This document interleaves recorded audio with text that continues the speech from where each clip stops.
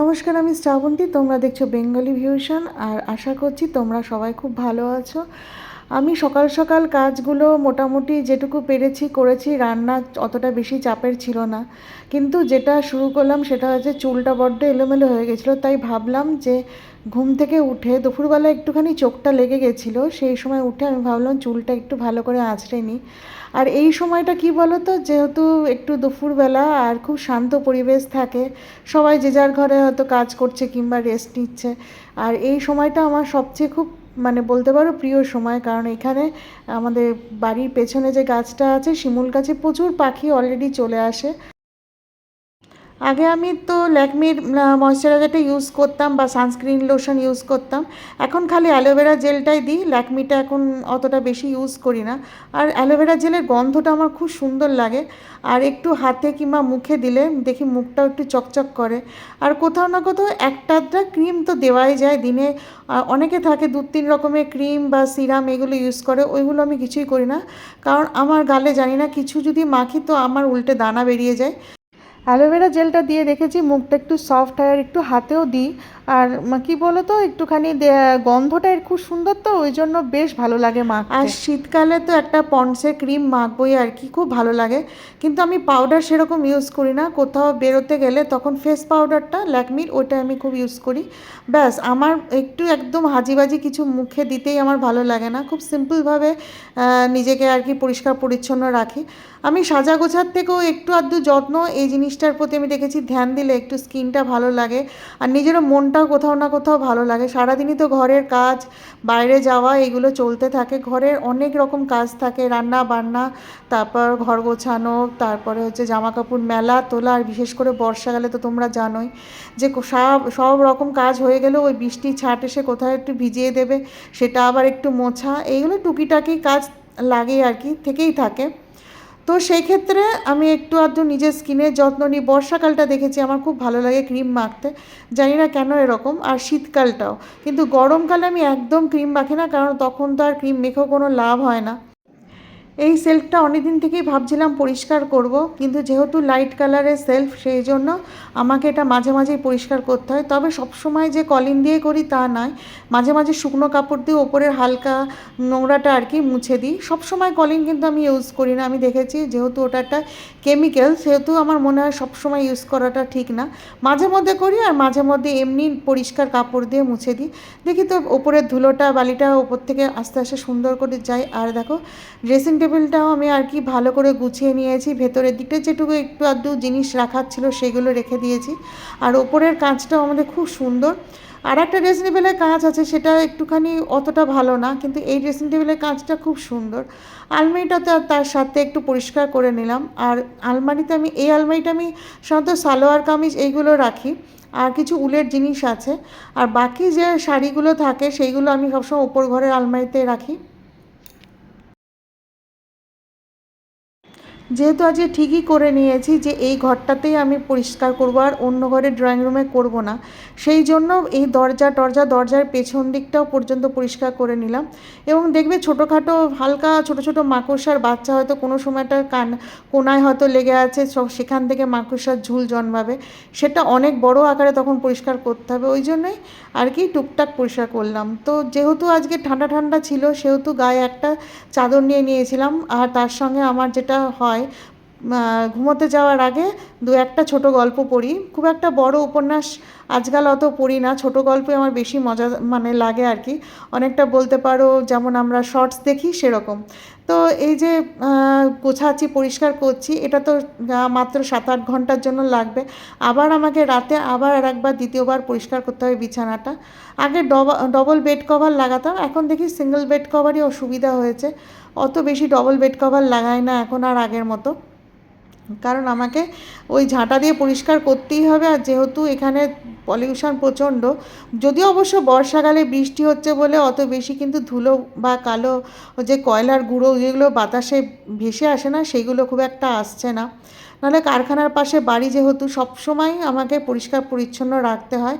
এবং টিপটপ থাকলে নিজের ঘর নিজের মন পরিষ্কার থাকে। আর যদি হঠাৎ কোনো অতিথি চলে আসে, সেটাও একটা লজ্জাদায়ক ব্যাপার হয় না আর কি। রান্না খাওয়া সেটা তো চলতেই থাকবে, ঘর পরিষ্কার সেটাও চলতে থাকবে, তার সাথে নিজের কেয়ার করা সেটাও একটা খুব জরুরি, যেটা করলে নিজেদের মনটা ভালো থাকে। আর মনটা সবসময় ভালো থাকলে দেখবে ফ্যামিলি মেম্বারদের সঙ্গে সম্পর্কটাও তো খিটখিটে হয় না। তখন চারিদিকে কাজ কমপ্লিট হলে, এটা আমার ক্ষেত্রে হয় দেখেছি, চারিদিকে কাজ যদি কমপ্লিট হয়ে যায় আর নিজের সব কিছু কাজ যদি কমপ্লিট হয়ে যায়, তাহলে দেখবে মনটা আমার একটু ফুরফুরে থাকে এবং সবারই সাথে তখন হাসি ঠাট্টা বা একটুখানি রিল্যাক্স করি। তখন মনে হয় যে না, ঠিক আছে, চলো এই সময় এতটা কাজ করে ফেললাম, এবার একটু বিশ্রাম নেওয়াটা দরকার। আর যদি মাথার ওপর কাজের প্রেশার থাকে, তাহলে হাজার আমাকে বসিয়ে রাখলেও আমার তখন মনের মধ্যে একটা খুঁতখুত করতে থাকে। এই দিনকে আমি একটা শর্ট ভিডিও দিয়েছিলাম, তোমরা অনেকে দেখেছো, যে ছোট ছোট বাচ্চারা আমাদের গ্যারেজে প্রোগ্রাম করছিল ইন্ডিপেন্ডেন্স ডেতে। আর আমাকে যেতে বলেছিল, কিন্তু আমার শরীরটা ভালো ছিল না বলে আমি নিচে গ্যারেজে যাইনি। তো মেয়েকে বলেছিল, মেয়েও গেছিলো, অনেক চকলেট চানাচুর এইসব দিয়েছিল আর কি। তারপরে আর একটা ধরনের মিষ্টি এগুলো দিয়েছিল, মানে সবাই চাঁদা তুলে একটা ছোটোখাটো প্রোগ্রাম হয়েছিল, বাচ্চারা করছিল। আমি যেহেতু দেখতে পাইনি, সেহেতু পরে মনে হলো একটু কষ্ট করে গেলেই ভালো হতো, শুধুমাত্র নিচেই তো প্রোগ্রাম। গুড়িয়া ওখানে গিয়ে খুব আনন্দ পেয়েছিল, বেশ বাচ্চাদের সঙ্গে মজা করতে গুড়িয়ার তো ভালোই লাগে।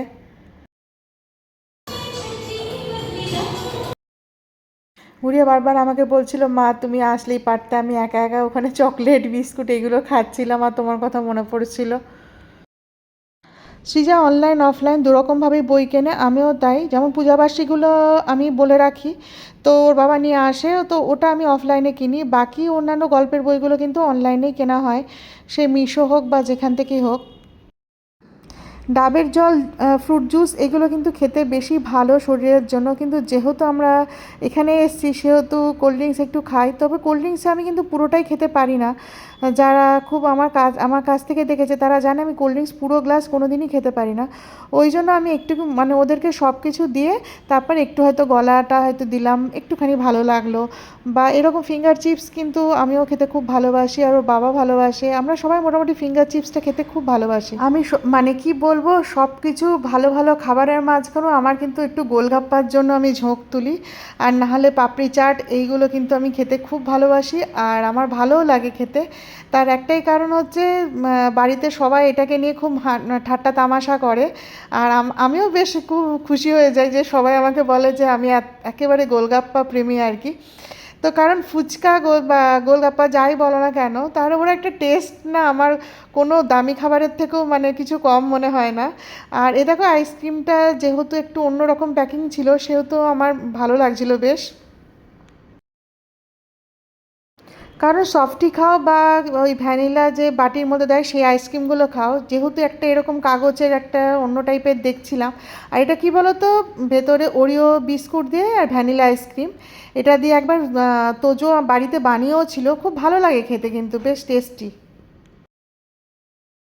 একটা বাচ্চা ওখানে খেলে খেলে বেড়াচ্ছিল, তো হঠাৎ দেখলাম ধম করে পড়ে গেল, আর ওই কান্না, আমরা সবাই মিলে ওকে দেখছিলাম কি করব। আমি ওই মাটার কথা ভাবছি যে এখন অন্তত 15 মিনিট লেগে যাবে ওকে শান্ত করাতে। আগে এসকেলেটারে খুব ভয় পেতাম, মানে কি করব, ভীষণ ভয় লাগতো। এখন কিন্তু আমি বেশ একটু সাহস হয়ে গেছে আমার, এখন মোবাইল নিয়েও এসকেলেটারে আমি চলতে পারি আর কি। বহু বছর আগে যখন পিএনএম মলে এসেছিলাম, তখন ট্যাটুর এই স্টলটা দেখে আমার খুব ভালো লেগেছিলো, কারণ সবাই দেখি ওই ট্যাটু মেশিনে আর কি পার্মানেন্ট ট্যাটুটা করায়। তো আমি একবার দুবার বলেছিলাম, কিন্তু হ্যাঁ সেইভাবে করা হয়নি, মানে আমি আর কি কোনো ট্যাটুই করিনি। তো যখন আমি ওখান দিয়ে যাই, মেয়ে একবার করে বলে, মা ট্যাটু বানাবে, ট্যাটু। আমি বললাম না না থাক, দরকার নেই বাবা, আমার দেখলেই ভয় লাগে আজকাল। আমরা সেদিনকে দুপুরবেলাটা পুরোটা বিএনএম মলে ছিলাম এবং খুব ধীরে সুস্থে একটু সময় করে গিয়েছিলাম। নাহলে প্রত্যেকবারই কী করি না, ওই সন্ধেবেলায় যা তখন রাত হয়ে যাচ্ছে, বন্ধ হয়ে যাবে, ওরকম তাড়াহুড়ো করে বেরিয়ে আসি।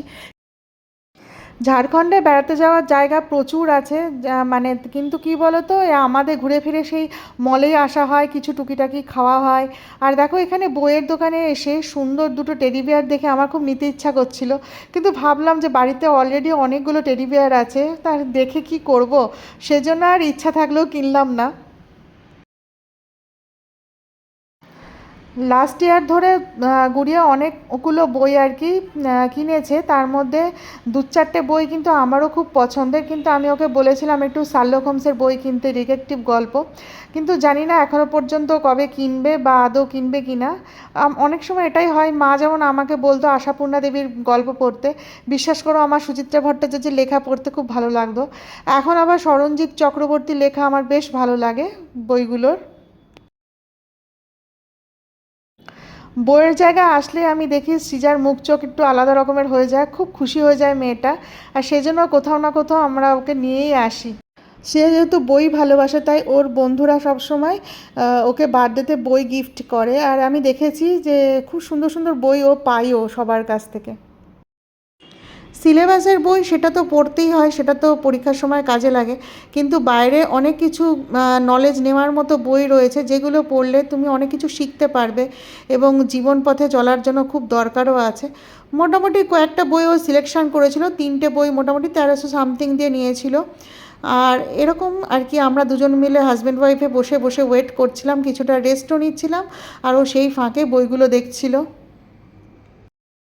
ইদানিং আমি কোথাও গেলে উপরের দিকে লাইটগুলো দেখতে থাকি, আমার বেশ ভালো লাগে। লাইটের কারুকার্য ইদানিং আমার খুব নেশা হয়েছে দেখার, আর সব কিছু আর কি খুব সুন্দর সুন্দর লাইট দেখলেই বেশ ভালো লাগে আর কি। কত রকমের আজকাল লাইট বেরিয়েছে কি বলবো, টেবিল ল্যাম্প থেকে শুরু করে বিভিন্ন টাইপের ধরো ঘর সাজানোর জিনিস, লাইট, এগুলো দেখতে কিন্তু আমার খুব ভালো লাগে। কিনি বা না কিনি, কিন্তু কোথাও লাগানো আছে সেটা দেখতেও ভালো লাগে। পিএনএ মলে একটা জায়গায় আমি ঘুরিনি এখনও পর্যন্ত, সেটা হচ্ছে আইস স্কেটিংয়ের জায়গা আছে যেখানে বাচ্চারা আর কি খেলতে পারবে, স্কেটিং করতে পারবে। সেই আমার মনে আছে বহু বছর আগে যখন মানালি গিয়েছিলাম না কাশ্মীরে গিয়েছিলাম মনে নেই, তবু খুব, হ্যাঁ, সেখানে আমি স্কেটিং করেছিলাম, কিন্তু স্কেটিং তো দু পা হাঁটছি আর ধুপ ধুপ করে পড়ে আছি। সে এক মজার অভিজ্ঞতা। আসলে স্কেটিংটা জানতে গেলে ব্যালেন্সটা শিখতে হয় সবারই, মানে সবসময় ওটা একটা কি বলবো প্র্যাকটিসের ব্যাপার। কিন্তু হ্যাঁ, ওই যে স্কেটিং করছি এটা এরকম ফটো ফটো তুলেছিলাম আর কি। ও বেশ মজা লাগে, কোথাও দেখবে বরফের জায়গায় গেলে এই সব মজাগুলো বেশ ভালো পাওয়া যায়। আর কোথাও আমি জানি না যে পাহাড় পর্বত বা সমুদ্র বা সব কিছুর মধ্যে বরফ যেখানে জমা থাকে সেই জায়গাটা বেশি আকর্ষণীয়, এটা আমার মনে হয়। অনেকে আছে যারা জঙ্গল টঙ্গলে ঘুরতে পারে। তো আমরা এই ভ্যাকুয়াম ক্লিনারটা সেদিনকে আর কি কিনে নিয়ে এসেছিলাম, আর এটা খুব কি বলবো সোফাটা পরিষ্কার করছিল। তো বাবা আর মেয়ে দুজনে মিলে এটা দিয়ে পরিষ্কার করছিল। আমি এখনও পর্যন্ত একদিনও ইউজ করিনি, তো আমাকেও করতে হবে, আমি দেখব। তোমরা এই ডিফারেন্সটা দেখো যে কি পরিমাণ ধুলো আর কি অ্যাবজর্ব করছে। আমরা 11 থেকে কিনেছিলাম এটা, বেশ ভালো আর কি। কিছুটা শপিং করে কিছুটা খেয়ে দিয়ে একটুখানি একদিনের জন্য মজা করলাম আমরা। তোমরা যে এতক্ষণ ধরে ব্লগ দেখছো এর জন্য অসংখ্য ধন্যবাদ।